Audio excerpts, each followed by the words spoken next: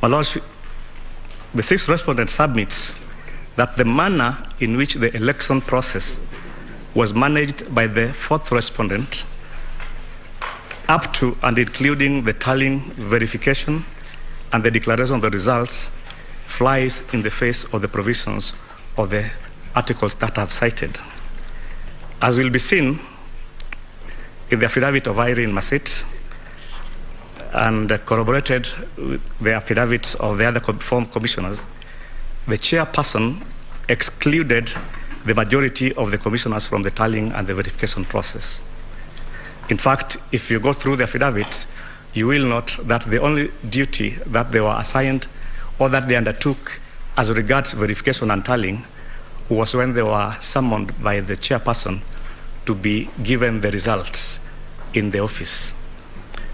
My Lord, and the other thing that they only did is after he told them, this is the results I'm going to read, was to give them the Form 34C. They did not take part in the tabulation of what resulted in Form 34C. My Lord, the sixth respondent had a legitimate expectation that as stipulated under 138(3)(c, that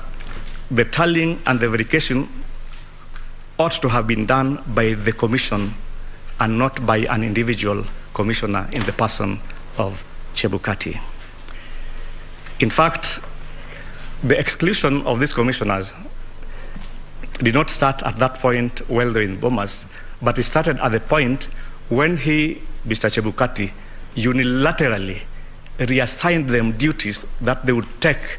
at the floor of Bomas, which were completely at variance with the duties that they were holding as in the subcommittees that were running at the commission. My Lord, before the declaration of the results, the commissioners were expected to ascertain and satisfy themselves that whatever was being put into 34C was a true reflection of the contents of 34A and 34B, but they were never given that opportunity. My clients and the three commissioners have confirmed that they were not involved in the process at all that gave birth to 34C. My Lord, even during the declaration of the results done by the four commissioners, evidence that can be found in the affidavits shows that the only things they were given were handwritten pieces of paper with results in them. Those documents that they were given and which they were reading out to the public are not part of any accountable documents that can even be brought to this honorable court. Secondly, at the time of the declaration, my Lord, you will note that there were 27 constituencies whose results had not been verified. Even though the chairperson claims that they could not announce or declare the results of those 27 constituencies because of the chaos that erupted, but they had an opportunity again when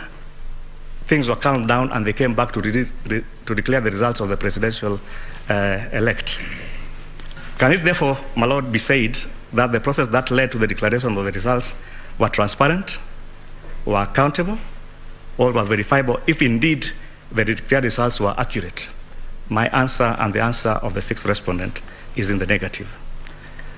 In respect to my client's position as to whether she accepts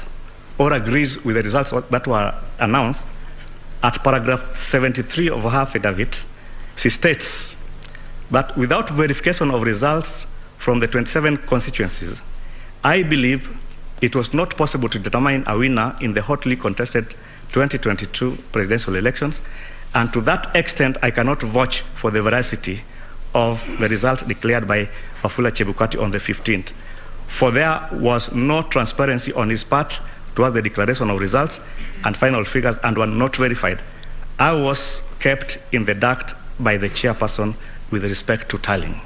That is her position. She cannot vouch for the result that declared William Ruto as the president-elect. My Lord, lastly, the conduct of exclusion by the chairperson of the other commissioners from vital activities of the commission was not limited